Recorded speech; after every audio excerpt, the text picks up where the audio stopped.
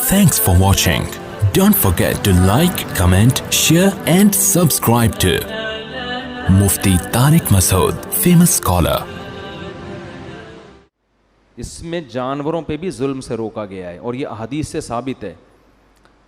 नबी सल्लल्लाहु अलैहि वसल्लम ने फरमाया कि पिछली उम्मतों में एक पैगंबर थे जिनको एक चींटी ने काटा तो उन्होंने सारी चींटियां जला दी, तो अल्लाह ने उन पर वही करके तंबीह की कि काटा एक ने था, सज़ा आपने सबको क्यों दी।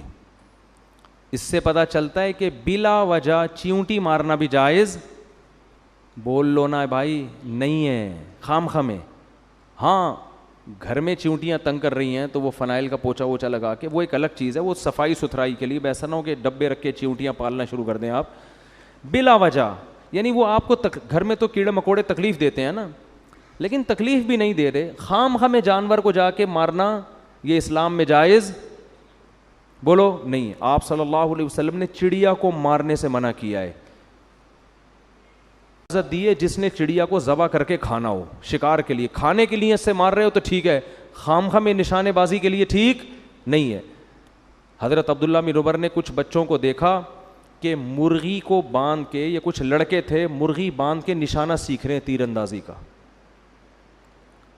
फरमाया नबी सल्लल्लाहु अलैहि वसल्लम ने इस अमल से मना किया। निशानेबाजी किसी बेजान पे सीखो, मुर्गियों को इसका निशाना, ये जुल्म है ना जानवर के ऊपर। जो काम किसी दूसरे से हो सकता है, इसमें मुर्गी को निशाना क्यों बना रहे हो भाई?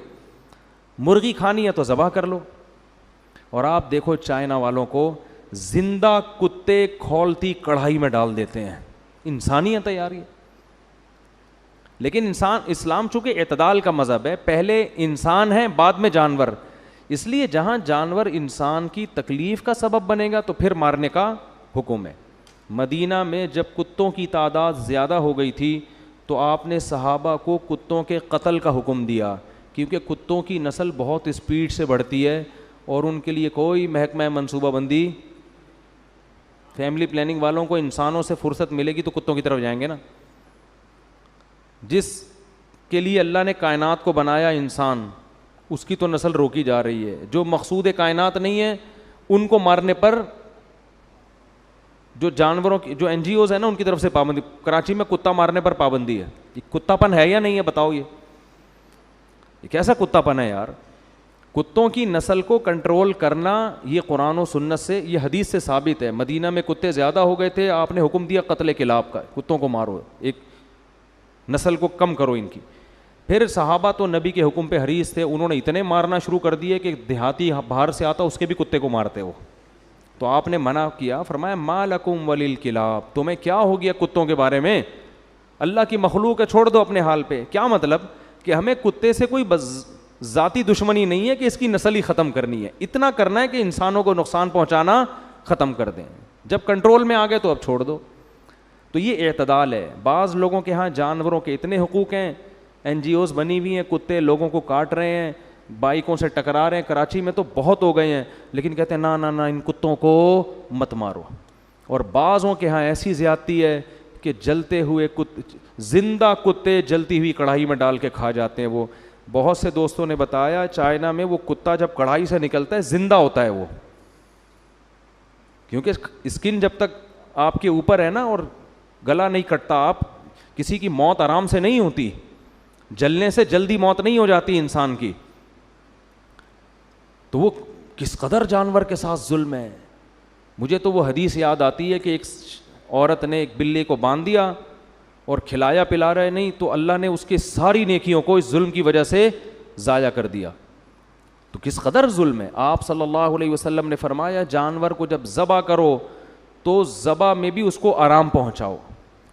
छुरी तेज़ होनी चाहिए, ऐसे दाने वाली नहीं होनी चाहिए कि घंटे पे काट रहे हैं उसको। और जो हमारे यहाँ पहले जानवर को लिटाते हैं फिर जाके छुरी तेज़ कर रहे हैं, बल्कि छुरी मंगवा रहे होते हैं, वो पड़ा हुआ है, फिर कहते हैं यार ज़रा छुरी लेकर आ, तो ये काम पहले करके रख लेते हैं। उसको किस बात की तकलीफ़ दे रहे हो? नबी सल्लल्लाहु अलैहि वसल्लम ने फरमाया अल्लाह ने हर चीज़ पर एहसान फ़र्ज़ किया। एहसान का मतलब हर एक के साथ अच्छा सलूक, जिसमें जानवर भी दाखिल है। अब छिपकली देखो, छिपकली के मारने का हुक्म है, पालने का हुक्म नहीं है, नुकसानदेह जानवर है। लेकिन आप सल्लल्लाहु अलैहि वसल्लम ने फरमाया, सही हदीस है جس نے ایک وار میں چھپکلی ماری 100 نیکیاں. جتنے وار کم ہوں گے نیکیاں کم. کیوں؟ علماء اس میں حکمت بیان کرتے ہیں جتنے زیادہ وار میں مارو گے جانور کو اتنی تکلیف ہوگی. لہذا ایک ہی دفعہ میں, ہم بچپن میں مارتے تھے, بڑا مزہ آتا تھا, ایک ہی دفعہ میں چپل تبیز سے ماری, وہ اسٹیکر بن کے چپک گئی, اس کو پتہ ہی نہیں چلا, ایک جہان سے دوسرے جہان میں شفٹ. لیکن شرارتی بچے کیا کرتے تھے, گرگٹ کو پکڑ کے نا اس کے گلے میں رسی ڈال کے اس کو یوں یوں کر کے گھما رہے ہیں, وہ کھیل کود میں لگے ہوئے ہیں. یہ ظلم ہے بھائی, یہ ناجائز ہے. تو لڑکے کر رہے ہوتے تھے اس طریقے سے. ہمیں اس وقت بھی یہ عمل اچھا نہیں لگتا تھا کہ یار یہ تو زیادتی ہے, کسی جانور کو تکلیف دینا ہے.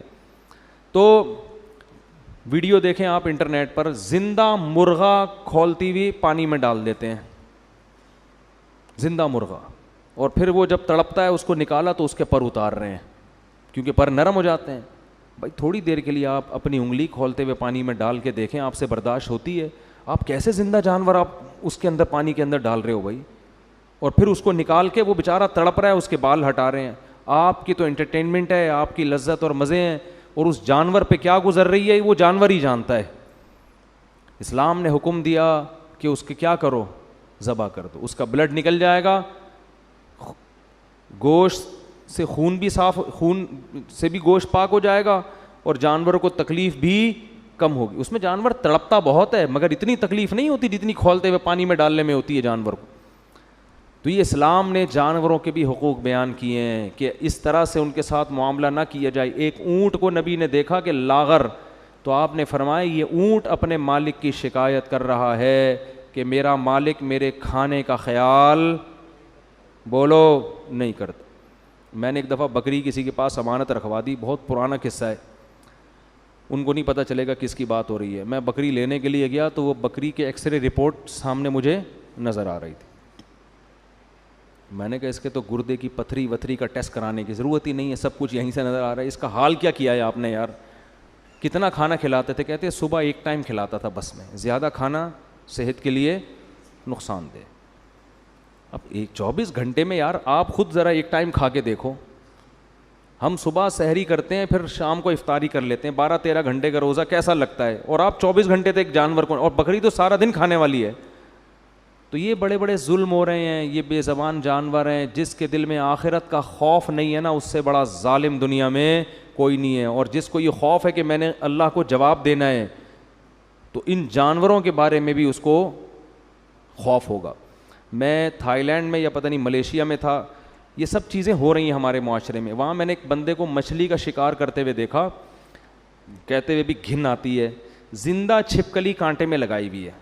توبہ استغفر, تو چھپکلی سے ویسے ہی گھن بہت آتی ہے یار, زندہ چھپکلی, اور اس کو گھما کے پانی کے اندر ڈبوتا ہے, پھینکتا ہے, پھر وہ مچھلی آتی ہے تو کھینچتا ہے.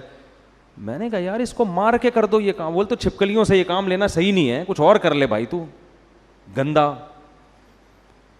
چھپکلی کوئی ایسی چیز ہے, کچھ اور لگا لے. کہتے نہیں یہ جب ہلتی ہے نا تو وہ تو ہلتی تو ہے, آپ کے 2 مچھلیاں آپ زیادہ پکڑ لو گے اس سے, لیکن تکلیف کتنی دے رہے ہو آپ جانور کو یار. اس کے پھندا اٹکا ہوا ہے, پھر پانی میں ڈبو بھی رہے ہو, سانس گھٹتا ہے, پھر باہر مرنے بھی نہیں دے رہے اس کو, کیونکہ مر گئی تو مصلحت فوت ہو جائے گی. اس سے بڑا ظلم بعض لوگ یہ بھی کرتے ہیں کہ سمندر میں کانٹا لگا کے رات کو چھوڑ کے چلے گئے, صبح آ کے نکال لیا. اب رات کو جو مچھلی کانٹے میں پھنسی ہے, پوری رات اس کے جبڑے میں اس کانٹے, آپ ذرا اپنے جبڑے میں کانٹا گھسا کے دیکھو, آپ کو 2 منٹ میں اندازہ ہو جائے گا. ساری رات وہ کیا کرتی ہے, تڑپتی رہتی ہے. جال کا معاملہ الگ ہے, جال لگا کے چلے جاؤ اس سے کچھ نہیں ہوتا, کانٹا لگا کے آپ جائیں نہیں, جیسے ہی آئیے اس کو کھینچ کے باہر نکالیں. تو یہ سارے جانوروں پہ ظلم ہے جن کا قیامت کے دن حساب دینا پڑے گا. ہاں اس میں اعتدال کی راہ ہے کہ اب ایسا نہ ہو کہ چیونٹی مارنا ناجائز ہے تو اب دیکھ دیکھ کے چلنا شروع کر دیں کہ میرے پاؤں کے نیچے کہیں چیونٹی نہ آ جائے. اتنی تکلف کی ضرورت نہیں ہے. وہم لا یشعرون, سلیمان علیہ السلام بھی دیکھ دیکھ کے نہیں چل رہے تھے لشکر میں کہ نیچے جو آ گیا تو آ گیا, اب تھوڑی اتنا کسی کے پاس